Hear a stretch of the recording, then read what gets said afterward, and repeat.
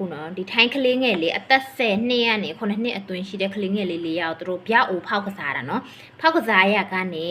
ဖောက်သူတို့အဲ့ပြစ်ဖောက်တဲ့ချိန်မှာမီရှိုးဖောက်တဲ့ချိန်မှာပေါက်တဲ့အလုံးတွေကလည်းပေါက်တယ်မပေါက်တဲ့အလုံးတွေကလည်းမပေါက်ဘူးနော်အဲ့ဒီမပေါက်တဲ့အလုံးတွေကိုသူတို့ကတပြန်ကောက်ဘူးတော့နော်ကလေးလေးရအောင်နော်တပြန်ကောက်ပြီးတော့ဒီမြေအိုးမှာသူတို့ဖုံတော့ဗောနော်ထဲပြီးတော့မီရှိုးကစားတာအဲ့မှာကလေးအသက်10နှစ်အရွယ်ကလေးလေးကသူမီရှိုးတမှာနော်မီရှိုးပြီးတော့အဲ့ဒီအိုးထဲမှာမြေအိုးမှာထဲပြီးတော့လှုပ်လိုက်တဲ့ချိန်မှာသူကပေါက်ကွယ်ပြီးတော့နော်အစတွေအဲ့ဒီအစတွေဒီ10နှစ်အရွယ်ကလေးလေးကိုတဆင့်တာနော်သူကမျက်နှာမှာတွေထိတယ်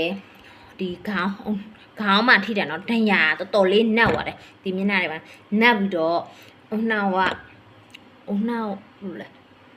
အုံနောက်ယူထွက်တဲ့ပုံစံမျိုးပဲရောက်တယ်နော်သူဟာအခုတကူလုံးလဲဟိုနေသွေးတွေပေါ့နော်စီးပြီးတော့နီတကူလုံးဆိုဆွဲနော်သွေးတွေနဲ့ပဲနော်ဖြစ်ချင်တော့အဲ့ဒီကလေးကအခုသူဟိုနေအဲ့ဒီအချိန်မှာပဲနော်အရေးပေါ်အခန်းကိုချက်ချင်းဝင်ပြီးတော့ခွဲစိတ်ကုသမှုခံလိုက်ရတယ်ပြီးတော့လက်တစ်ချောင်းလည်းဖြတ်ကန်ထိသွားတယ်နော်ကြံတဲ့ကလေးတွေကဘယ်လိုဖြစ်လဲဆိုတော့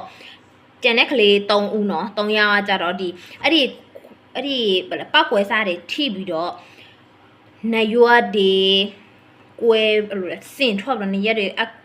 ထိတယ်မြစ်ခွန်နေနော်တော်တဲ့မြစ်လုံးမထိတာမြစ်လုံးကန်တော့သွားပြီးတက်စားနော်မြစ်ခွန်နေထိတယ်ပြီးခန္ဓာကိုယ်တကူလုံးကိုလည်းပေါ့နော်ထိခိုက်တဲ့ညတွေရတယ်